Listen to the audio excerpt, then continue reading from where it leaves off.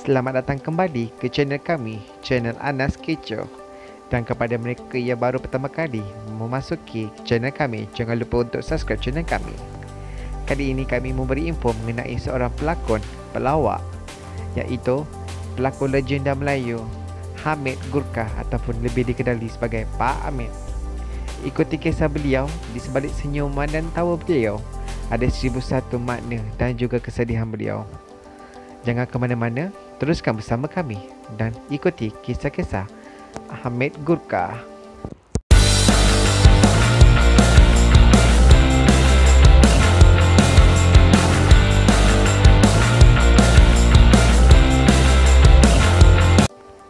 Gayanya bersahaja dalam menuturkan kata-kata, namun setiap kali berbicara pasti tercuri hati orang mendengarnya. Itulah kelebihan seniman bernama Hamid Gurkah. Sepanjang 60 tahun bergelar pelakon dan pelawak tanah air.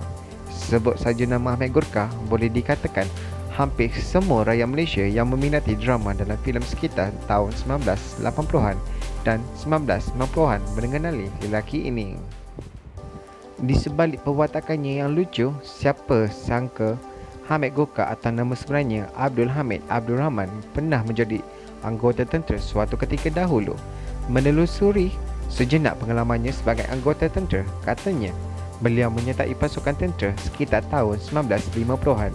Waktu itu di Pekan, saya lihat ramai orang berkumpul, jadi saya pun pergilah. Rupanya ada tawaran untuk sesiapa yang nak jadi askar, katanya. Saya disapa oleh seorang pegawai tentera berpangkat sarjan. Dia tanya saya nak jadi askar tak. Memandangkan saya tak kerja, saya pun kata memang saya nak. Jadi alhamdulillah saya dapat jadi seorang askar Melayu, katanya kepada Sinar Ahad baru-baru ini. 7 tahun berkhidmat dalam regimen askar Melayu, diraja memberikan banyak pengalaman kepada dirinya.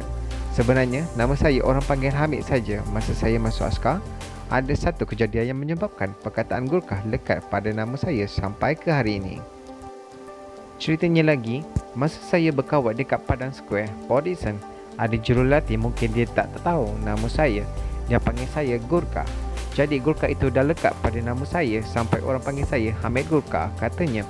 Istilah Gurkah merujuk pada askar dari Nepal yang berkhidmat untuk tentera British selama lebih 200 tahun. Dia menceritakan pengalaman sebagai seorang anggota tentera. Kata Hamid, antara yang tidak dapat dilupakan beliau adalah peristiwa bertempur dengan peganas komunis beberapa kali di dalam hutan. Komunis sebenarnya sangat takut dengan askar. Ini berdasarkan cerita peganas komunis yang berjaya kami tangkap. Dia cerita kalau mereka jumpa askar, mereka akan terus lari. Seboleh-bolehnya mereka tak mahu bertempur sebab kelengkapan mereka agak uzur berbanding kelengkapan askar pada waktu itu yang lebih cantik dan lebih canggih, ceritanya. Menurut Hamid, beliau bersyukur kerana tidak cedera sepanjang bertempur di hutan.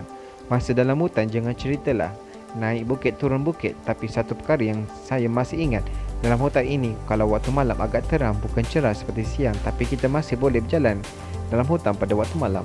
Ini kerana daun kering dalam hutan nampak seolah-olah putih, mungkin disebabkan cahaya bulan atau pokok-pokok hutan yang tinggi, kata beliau. Menceritakan detik awal dirinya sebagai penghibur, katanya ia berlaku secara tidak sengaja. Selepas jadi askar, saya pulang ke kampung. Pada masa itu di kampung ada program seperti sambutan hari raya.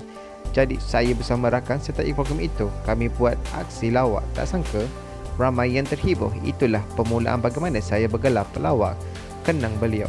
Hamid Gurkah melonjak di pesada seni tanah air bermula pada tahun 1980-an apabila beliau membintangi pelbagai filem-filem seperti Sikit Punya Gila 1982, Ragam Pemadu 1986 dan Main-Main Hantu 1990, memberi impak besar kerana filem itu memperkenalkan namanya kepada masyarakat.